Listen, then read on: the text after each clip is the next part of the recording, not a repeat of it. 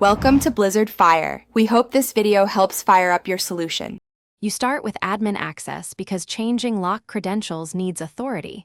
Once done, make sure your laptop is plugged in to avoid interruption. Open Start, then Settings, and go to Accounts. This is where Windows stores sign-in controls.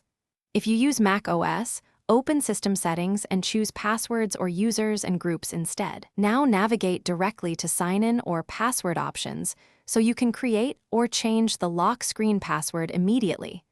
Do not skip verifying your current account permissions. Now you're in the password area. Click Add or Change and enter your current password to authenticate. This prevents unauthorized changes. Create a strong new password using at least 12 characters, combining upper and lowercase, numbers, and symbols because complexity stops guessing attacks. Once set, consider adding a PIN or biometric sign-in as a convenient alternative. However, make sure your password remains the primary recovery option. After saving, test lock and unlock immediately to confirm the new credentials work as expected. Finish by locking your laptop to verify the new password.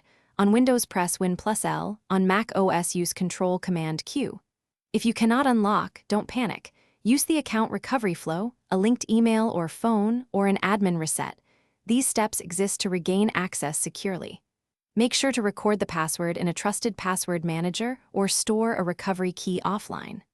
One tip: if biometric fails, always have the password or PIN available, because biometrics cannot be reset without account verification. Thanks for watching. If you found this helpful, don't forget to like and subscribe.